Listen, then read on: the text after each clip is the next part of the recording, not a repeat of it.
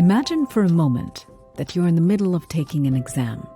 You've been stressed and haven't been sleeping well for the past few weeks. And earlier that morning, you forgot to grab breakfast as you rushed out the door. Halfway through the exam, you're a little fatigued, but feeling fine. However, a few moments later, you wake up confused, on the ground, with paramedics standing around you. You have no idea where you are or how you got there, and you hear someone mention the word seizure. People have been studying and defining seizures for centuries.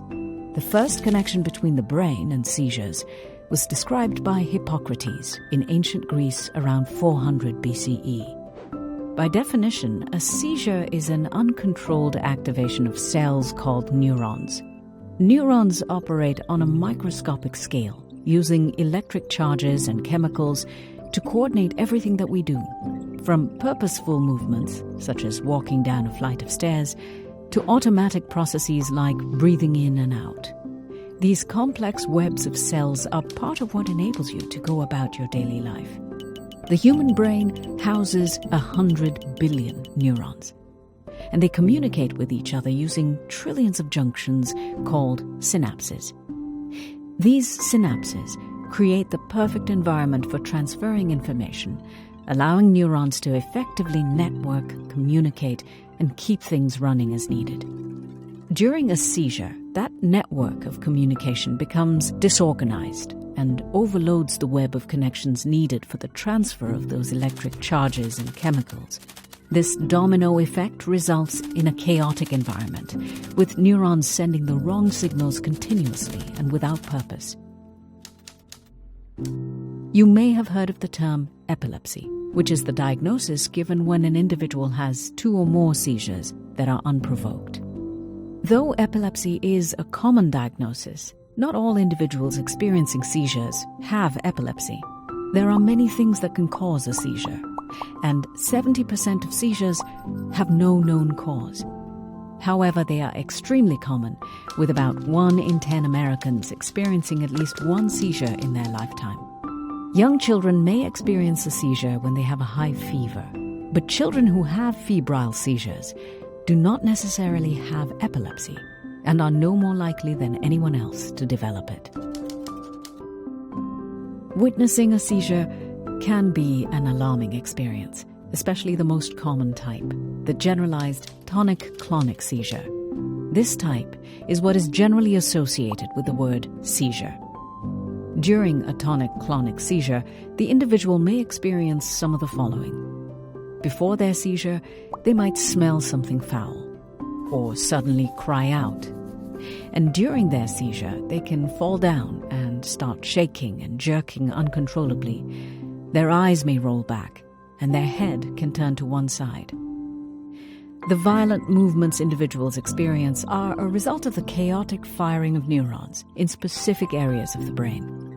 During seizures, they may lose consciousness and wake up confused with no memory of what happened, discovering that they may have bitten their tongue or lost control of their bladder.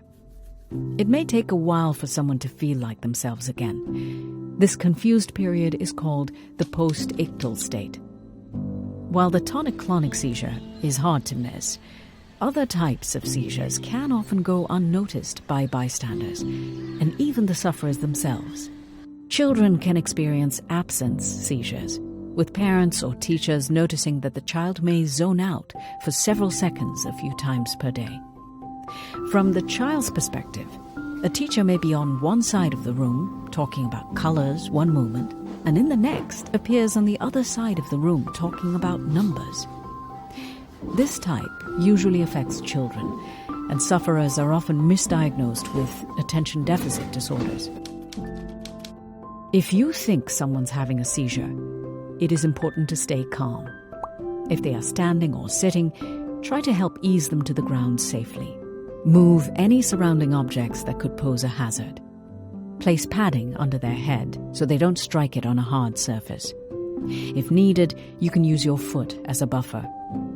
Loosen anything that may be constricting the neck area and help turn them to their side so they don't risk choking on or inhaling anything. Remember, do not put any objects inside their mouth, even if they're biting their tongue.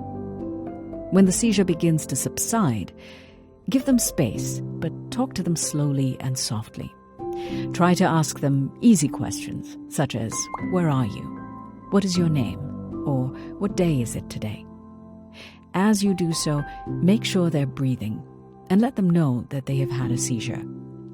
Call your local emergency number if it's the person's first seizure, they have difficulty breathing, the seizure lasts longer than 5 minutes, has one seizure followed by another, the person is pregnant, or the seizure has caused injuries. If ever in doubt, call. Seizures can be scary, but staying calm and helping the individual stay safe may help to save their life.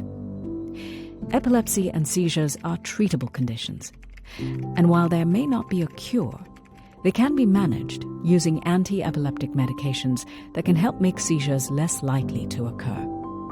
If you've been diagnosed with epilepsy or are taking medication for seizures, be sure to follow up with your doctor regularly and never stop taking your medication without consulting your doctor first.